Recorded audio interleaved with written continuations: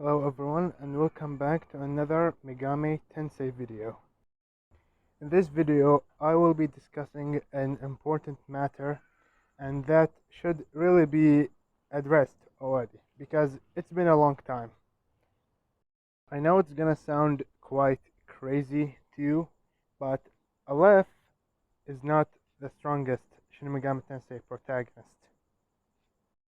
There are several other main characters from other Megami Tensei games that are far more powerful than he is. And in this video, I will be pointing out their feats, their scaling, and why Aleph is not as strong as he's believed to be.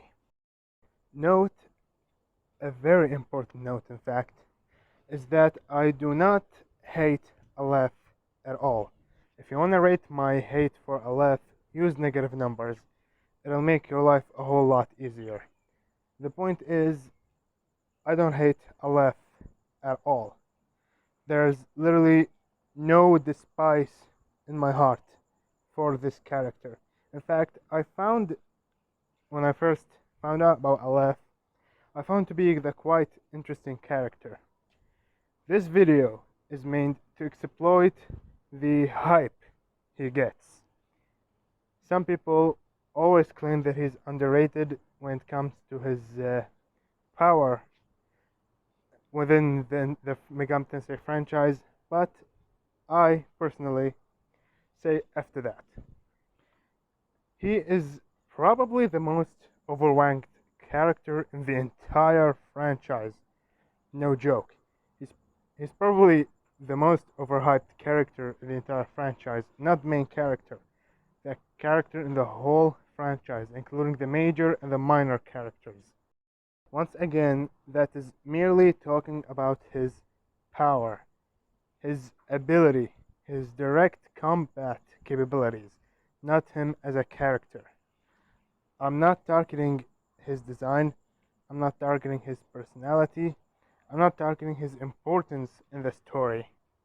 I'm targeting the hype he gets in his power levels. It's too much, and he honestly doesn't deserve that much hype. I will only include main characters. I will not include any major character or minor character or the partners or the friends. I will only include main characters. I will only name protagonists from other games that can defeat Aleph in direct combat. I do not want to go overboard more than I already am. I'm already going overboard by including characters from other series, like Last Bible, for example. So I decided to narrow it down to only the protagonists. And let's start with breaking down Aleph's feats and how strong he actually is. First, he defeated a full-powered Yahweh without having to indirectly weaken him in order to defeat him. While impressive, it's not as strong as people make it out to be. This feat is more often than not, taken out of context. A lot. Now you might ask, how exactly is it taken out of context? Well, we have seen several times that demons, all of them, Yahweh included, are stronger within their own domains, their own universes, than they are normally without them. And Yahweh is no different. He's no exception to this. Yahweh is stronger in his own universe than he is without it. Now, let me give an example of how much difference a universe can give to the demon in power. For example, if Demi-Fiend during the Labyrinth of Amala arc in Nocturne was to fight Beelzebub in Beelzebub's own universe, Beelzebub wouldn't even need to move a muscle. He wouldn't even need to stand up before Demi-Fiend. He will literally just blink and Demi-Fiend would get flicked out of existence. That's how much power difference there is. Now, let's go to see let's go and see what power difference Yahweh has in his universe and how much stronger he is in it than he is without it. If you played Shin Megami Tensei for Apocalypse, you would know that Yahweh's universe, or heavens, by the way, when I say Yahweh inside heavens, I'm saying Yahweh inside his own universe. That's important, remember that. Yahweh, if you played Shin Megami Tensei for Apocalypse, you would know that Yahweh's universe is constructed of 5 planes of reality. The first 4 are brains, and the 5th one is a non-Euclidean space. Let's go to see what brains first are. Brains are dimensionally transcendental realms. You can literally just go to Google right now and search brain cosmology, and you will find out a crap ton of theories about it. It's all about brains being dimensionally transcendental realms. So if we were to assume that the human world is 3D, as in third dimensional, that would make the first brain of Yahweh's universe 4th dimensional, the second brain being 5th, the third being 6th, and so on. That's an assumption. Realistically, Yahweh's universe is far higher than that, but let's not go there for the time being. I will explain that in another video. As for Yahweh's throne, it's stated to be a non-Euclidean space. Euclidean spaces are dimensional realms. Like that wasn't obvious. Non-Euclidean spaces, that would make them by default dimensionless. Now, what's the definition of dimensionless? Dimensionless realms are either zero-dimensional or beyond dimensionality as a whole. Since Yahweh's throne, which is dimensionless, is layered on top what's already dimensional, it's only fair to assume that Yahweh's throne is beyond the concept of dimensions itself. That in which Yahweh inside heavens just kinda scales to. Due to this fact alone, anyone who can even mildly harm Yahweh inside heavens has enough power to just blink Aleph out of existence. It's not even funny.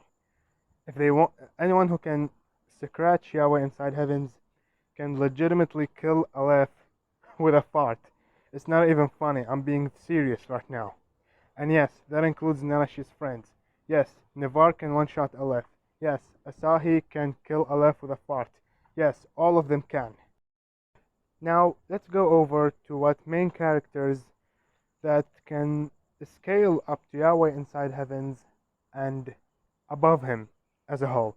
The first and the most obvious example is Nanashi. Nanashi went climbing up the heavens and defeated Yahweh there. Can one-shot Aleph. The Nahobino defeated Mater Lucifer, which is a Lucifer that is stated to have reached a level of existence that is unperceivable by even Yahweh inside heavens. Can one-shot Aleph. Demifiend is constantly shown to be relative to the Nahobino and has similar motives to Mater Lucifer. You see, Demifiend had enough cosmic awareness to sense the Mandala system. Though it's not directly stated, it is heavily implied through the dialogues of the fiends as you fight them. So it's only fair to assume that Demifiend should be at least on the same level as Master Lucifer, if not just a slight tick above him, which doesn't really matter. Either way, he can finger flick Aleph out of existence. Nakajima in Megami Tensei Gaiden, Last Bible, the New Testament. There was no Yahweh on that throne. The heavenly throne, the non-Euclidean space I just talked about, there was no God sitting there. So, Nakajima was given the throne. So, that obviously means that creator Nakajima scales to Yahweh inside heavens and therefore can one-shot Aleph. Roy, the protagonist of last Bible New Testament, defeated creator Nakajima. By the way, no image found. I didn't find an image for him. Can one-shot Aleph. Abel climbed up the heavens and fought Yahweh inside them head-on, and was heavily implied to have won that battle. Flynn assisted Nanashi in defeating Yahweh inside heavens, can finger flick Aleph. That is a total of 7 main characters from multiple games that can just simply one-shot Aleph. They don't even have to walk up to him and punch him in the face. They can literally just finger flick him, never mind. They can just blink him out of existence. It's literally that easy. Once again, I bear no hate towards Aleph as a character. This video is for the sole purpose of addressing the amount of unnecessary hype that he gets as a power factor within this franchise. And that's all. See you guys in another video. Goodbye.